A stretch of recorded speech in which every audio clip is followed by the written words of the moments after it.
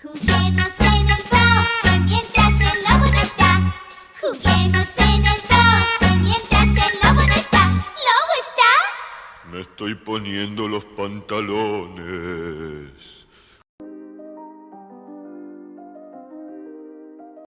Seguramente esta ronda infantil o cántico de juego te recordó a la época de infancia.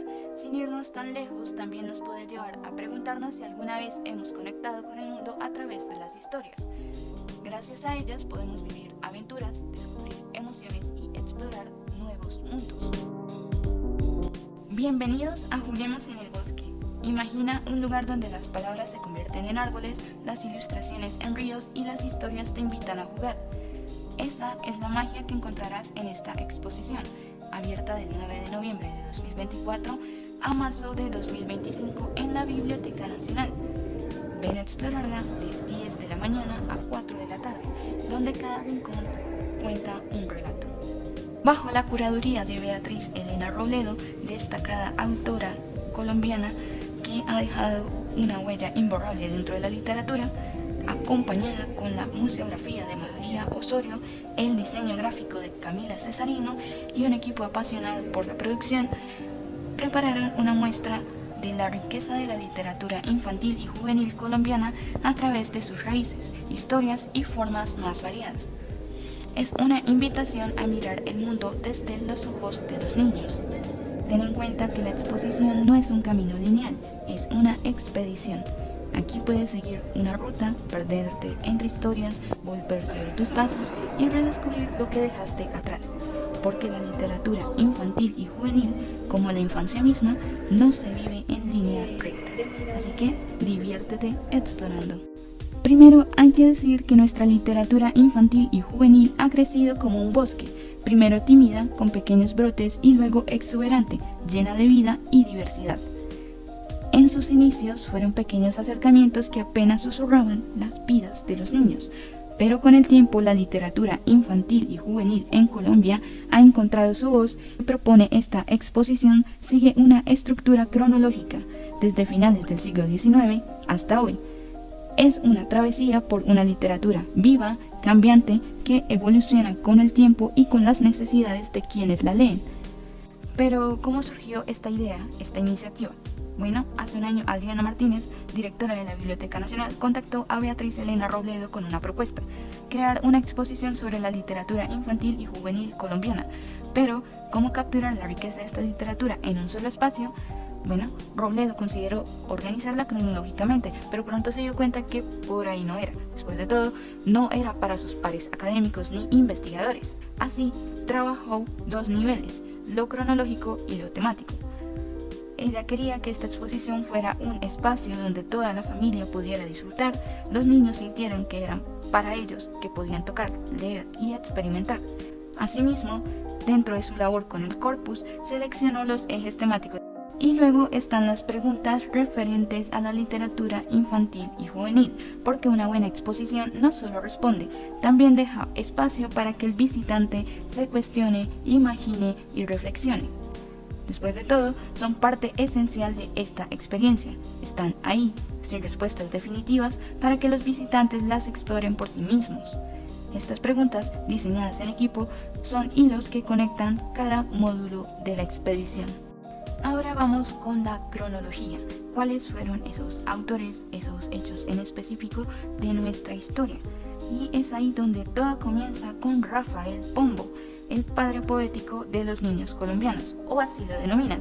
Fue él quien, con sus cuentos pintados, le dio valor a la literatura para niños como una forma de expresión. Pombo abrió la puerta para que la literatura infantil circulase en espacios culturales y se convirtiera en un referente para los autores del siglo XX. Es recordado, por supuesto, por varias generaciones. Continuamos con que a finales del siglo XIX, los escritores costumbristas también jugaron un papel clave. En su búsqueda por definir una identidad nacional, escribieron historias que conectaban con las generaciones más jóvenes, invitándolas a descubrir su cultura y sus raíces. Vamos ahora con los principios del siglo XX. La literatura infantil colombiana comenzó a desprenderse de su propósito meramente pedagógico o moralizante, esa idea de enseñar solamente, los niños dejaron de ser solo receptores de lecciones y empezaron a ser vistos finalmente como sujetos autónomos, lectores con derecho a historias que les hablaran directamente. En esta época también nacieron las revistas literarias para niños, pocos pero valiosos espacios donde autores emergentes compartían sus historias. Lo más especial de estas revistas era que estaban dirigidas directamente a los niños, sin mediación de los adultos, permitiéndoles interpretar por sí mismos y disfrutar libremente, ser ellos. Ahora continuamos con Jairo Aníbal Niño, una voz pionera en llevar la literatura infantil y juvenil a nuevos niveles. Sus historias hablaron de sueños, juegos, miedos y alegrías, conectando profundamente con las emociones de sus jóvenes lectores. Hasta el día de hoy es recordado. Por otra parte, para impulsar la creación literaria y visibilizar a los autores, surgieron premios que no solo premiaban el talento, sino que ayudaron a llevar estas historias a todo el país, o ese fue el propósito. Y así, nuestra literatura infantil y juvenil ha ido transformándose, explorando nuevos temas y formas, reflejando los cambios en nuestra sociedad y las nuevas inquietudes de los niños y jóvenes de hoy en día, porque la literatura también nos refleja nuestras raíces, nuestras vivencias y lo que somos como sociedad. ¿Y por qué hablamos de raíces, historias y demás? Bueno, es porque los libros para niños exploran grandes temas a través de historias, imágenes y emociones. A partir de aquí se desarrollan ejes temáticos de la exposición, empezando por las raíces. Todo comienza con nuestra tradición oral colombiana, nuestras tres vertientes culturales, la indígena, la española y la afrodescendiente. Aquí comenzamos con lo que se denomina la tradición oral. Nos recuerda a las nanas que arrullan, los trabalenguas que hacen reír y las adivinanzas que despiertan la curiosidad. Antes de los libros están las historias contadas y cantadas. Hoy también hablamos de la oralitura, esa riqueza que nos regalan todas las comunidades, todas estas vertientes culturales. Esta tradición oral, tejida con la naturaleza, está llena de historias que nos conectan con la tierra y nuestras raíces.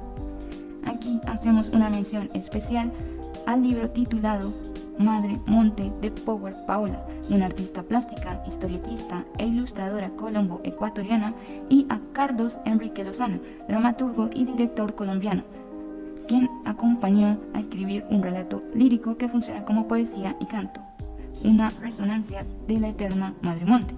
Ahora, ya hablando del lleno del libro, es un libro álbum con una serie de relatos míticos colombianos, una apropiación personal en donde el libro, la poesía y el trazo característico de Power Paola se vuelven protagonistas. Esta edición se enriquece gracias a los múltiples y conocidos relatos sobre la Madre Monte, un ser que se construye a partir de la selva, la cuida y por supuesto castiga al que la maltrata. De las raíces pasamos a hechos más concretos con la historia, puesto que conocer de dónde venimos nos ayuda a prefigurar hacia dónde vamos.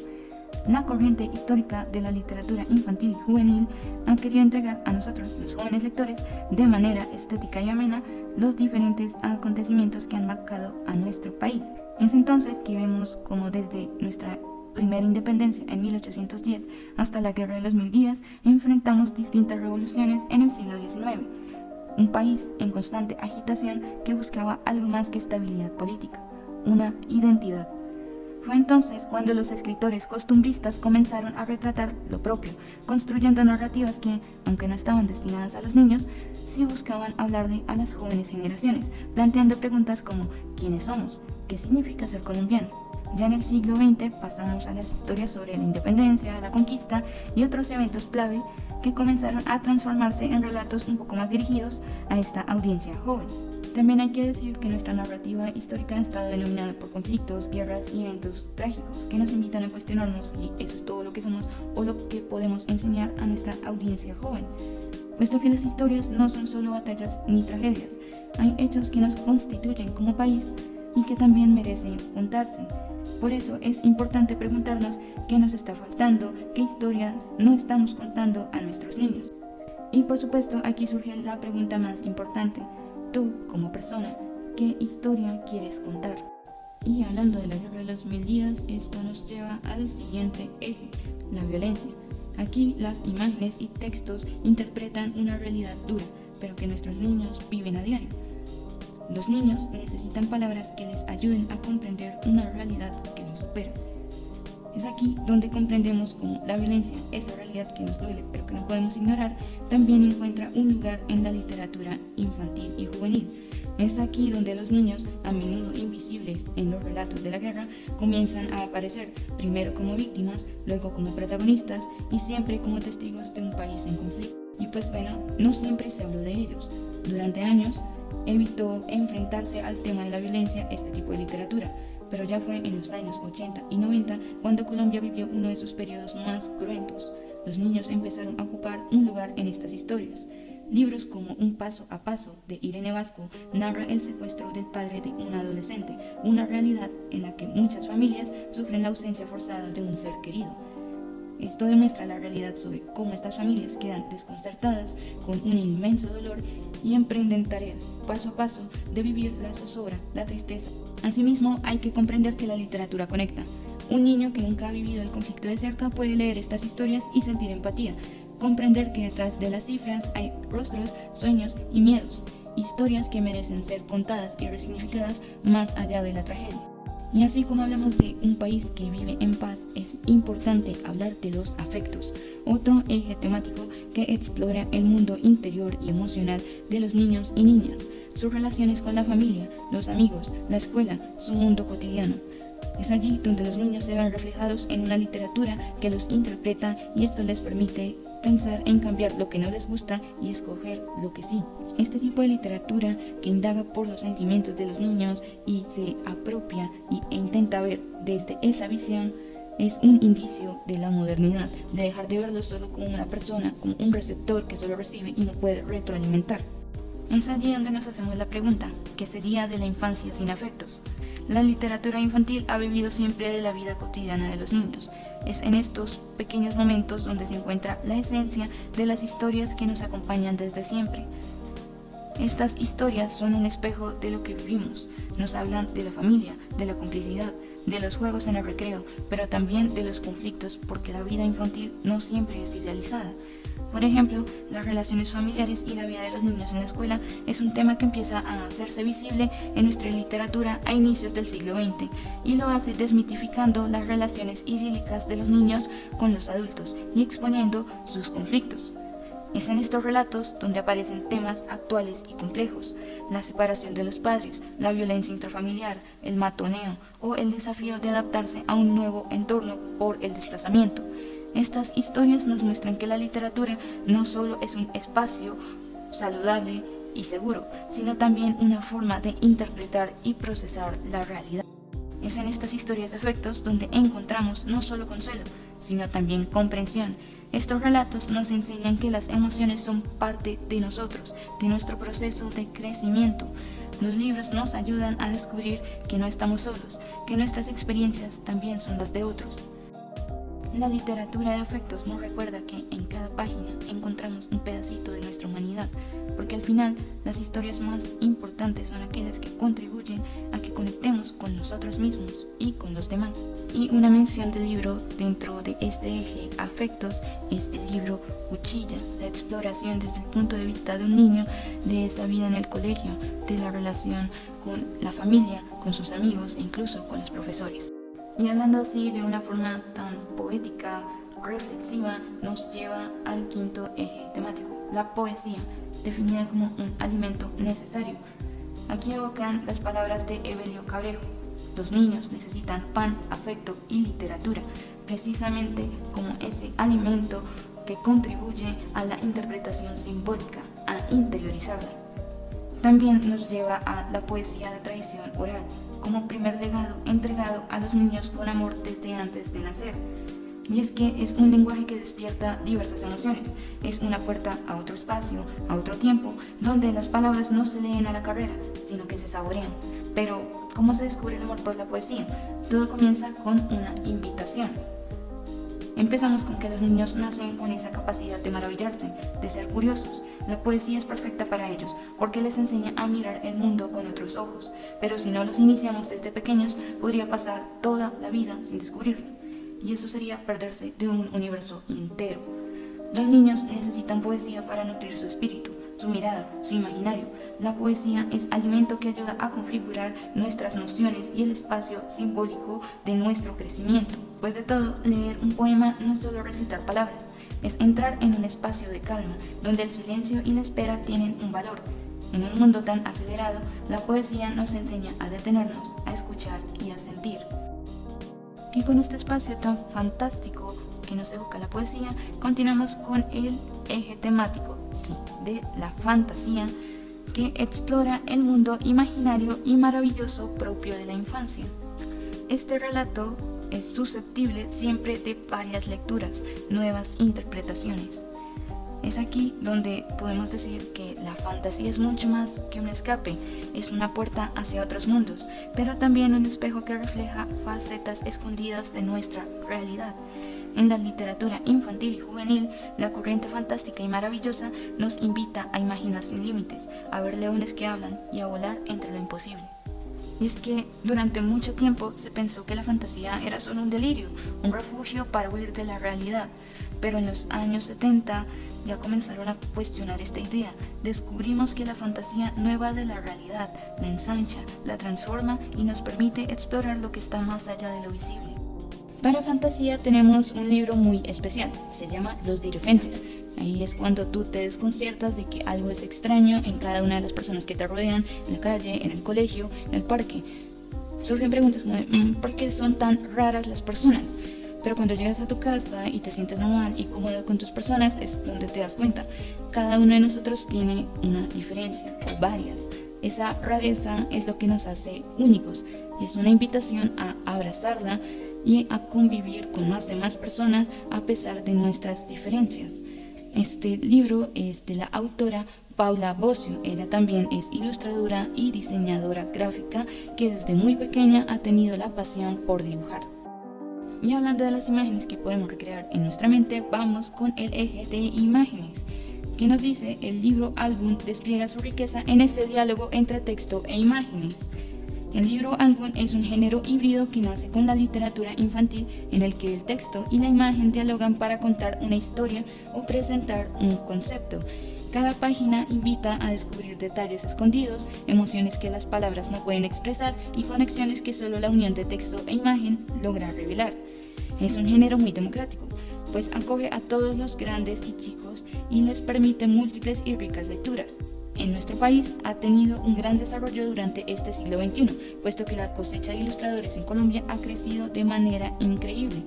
Colombia se había caracterizado antes por no tener ilustradores destacados o tan numerosos, se podrían contar con los dedos de una mano, pero hoy en día existe un universo diverso y fascinante de estilos y propuestas. En esta exposición, el libro álbum brilla con luz propia. Cada ilustración no solo embellece el texto, sino que lo complementa, lo expande.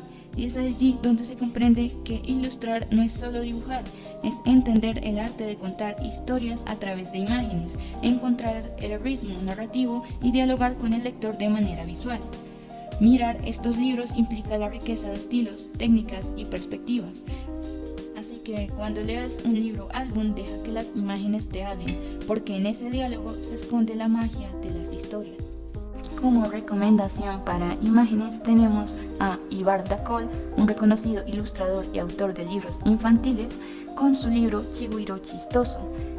Álbumes sin palabras que describen en simples pero inquisitivas imágenes el diario deambular de un pequeño mamífero peludo de los llanos, popular últimamente por ser muy amigable con otras especies.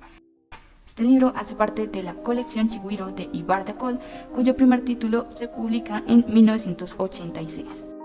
Por último vamos con la historieta, un género joven en nuestro medio pero que crece en diálogo con sus lectores. El cómic y la novela gráfica han recorrido un largo camino en Colombia. Un género que alguna vez fue subvalorado, hoy vive un florecimiento que combina talento, creatividad y una narrativa que no deja a nadie indiferente. Hubo un tiempo en que las historietas llegaban a nosotros únicamente a través de los periódicos. Publicarlas en libros era casi imposible, un género subvalorado, costoso y, por si fuera poco, equiparado a otros géneros que no gustaban tanto. Pero las cosas cambiaron. Gracias a las luchas de ilustradores, diseñadores y editores, el cómic y la novela gráfica encontraron su lugar. Hoy no solo disfrutamos de grandes obras, sino también de creadores colombianos que están transformando el género. Leer una historieta es una experiencia única, es un lenguaje múltiple. Lees imágenes que narran, diálogos que dramatizan y viñetas que estructuran el tiempo y el espacio. Es como descifrar un código donde todo está conectado. Muchos de nosotros aprendimos a leer cómics, y no es casualidad. El cómic es un género poderoso, capaz de atraer lectores de todas las edades, convirtiéndolo en la actualidad en una puerta de entrada al mundo de la lectura. También hay que decir que en nuestro país este género ha explorado temas difíciles como la guerra y la violencia para ser tratados a través del lenguaje visual, cercano al cinematográfico, y poder presentarlos de manera matizada a los jóvenes. Hoy, el cómic y la novela gráfica son un reflejo de lo que somos. En sus páginas encontramos humor, drama, aventura y sobre todo una invitación a leer el mundo de una manera diferente. Así que, ¿qué esperas? Abre un cómic, novela gráfica o lo que tú prefieras y entra en sus viñetas y deja que las imágenes y las palabras te cuenten una historia como ninguna otra. Esta aventura todavía no termina. Tenemos las revistas que marcaron nuestras épocas. Desde los años 30, Colombia tuvo revistas pensadas exclusivamente para niños, como Chanchito, creada por Víctor Eduardo Caro. Fue una de las revistas más completas y significativas de su tiempo, porque le hablaba directamente a los niños. Se sentían libres de interpretar, de leer, de simplemente ser ellos sin tener que estar proyectados bajo la imagen de un adulto. Continuando también con Rin Rin y las revistas educativas. Es allí donde el Ministerio de Educación también dejó su huella con Rin Rin, una revista que, entre 1935 y 1939, difundió nuevas concepciones educativas, con un gran formato y coloridas ilustraciones. Esta revista conectaba a los niños con la cultura y la identidad nacional. Este legado continuó con La Lleva y La Barra, revistas que llevan a niños y jóvenes en la elección de buenos libros. También estaba Espantapájaros, una revista llena de actividades, cuentos y aventuras que encendía la creatividad de los jóvenes en el hogar. Hoy, con el auge de lo digital, las revistas en físico han disminuido, pero proyectos como Cucú buscan rescatar esa magia creando publicaciones periódicas que invitan a las familias a leer juntas y a redescubrir el placer de la lectura. Y es que hay que recordar que las revistas literarias fueron refugios para los niños, un lugar donde podían sentirse libres. Además, sirvieron como plataformas para que autores y artistas emergieran. Hoy sentimos su ausencia, pero su legado nos recuerda la importancia de seguir creando espacios para la lectura y la imaginación. Esta aventura todavía no termina. Tenemos las revistas que marcaron nuestras épocas. Desde los años 30, Colombia tuvo revistas pensadas exclusivamente para niños, como Chanchito, creada por Víctor Eduardo Caro.